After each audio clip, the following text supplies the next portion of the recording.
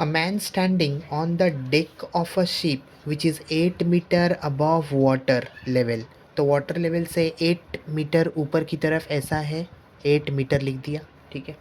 He observed the angle of elevation of the top of hill as 60 degree and angle of depression of the base of the hill as 30 degree.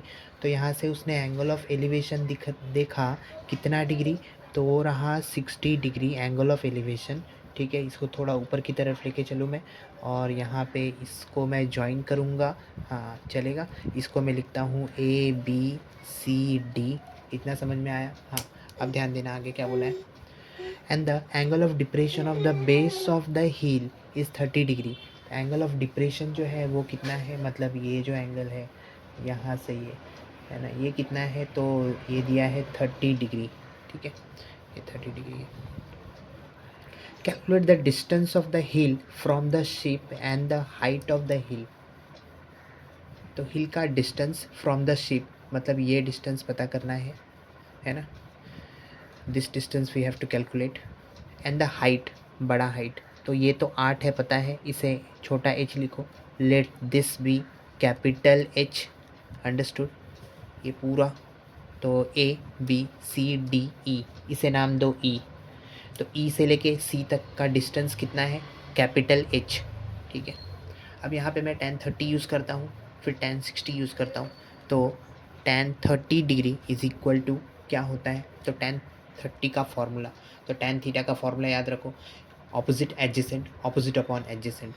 तो इसका opposite 8 है ना, मतलब AB, और adjacent BC मतलब कितना हो गया, तो 8. AB के वजह से 8, तो लिखेंगे 8. और BC कितना है, तो x लिख दिया. tan 30 क्या होता है, 1/√3. अब यहाँ से x इंटू 1, तो x हो गया √3 इंटू 8, ठीक है. ये x निकल के आया. अब क्या करेंगे, tan 60 डिग्री, तो यहाँ से tan 60 degree will be equal to, पहली बात तो tan 60 होता है √3, इक्वल्स टू, बोलो tan 60 इसमें, तो क्या होगा, opposite adjacent, opposite upon adjacent. Opposite upon adjacent का मतलब ये हुआ H, और उसका एडजेसेंट ये, तो ये कितना है, तो ये पता चला जितना ये है, जितना BC है उतना AD है. तो BC x है, तो AD भी क्या होगा, x होगा. ओके, ठीक है ना. AD क्या होगा, x होगा. अच्छा, tan 60 क्या था, तो H अपॉन AD. इसका मतलब H अपॉन AD क्या है, तो x है, लेकिन x क्या था, तो √3 इंटू 8.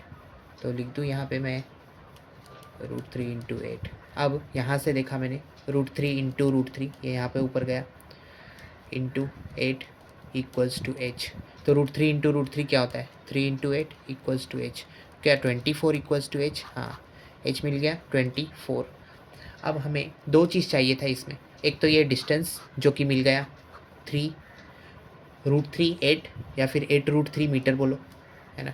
और हाइट हमें चाहिए था बड़ा H, मतलब कैपिटल H, यहाँ से लेके यहाँ तक का distance. So capital H is equal to 8 plus H, 8 plus small h. So 8 plus small h is 24. So 24 plus 8 is 32. So this is the height, है ना. ठीक है, मीटर सेंटीमीटर जो भी है लिख देना है. तो ये क्या मिल गया 32, ये वाला हाइट मिला. और ये क्या मिला डिस्टेंस 8 √3 मीटर.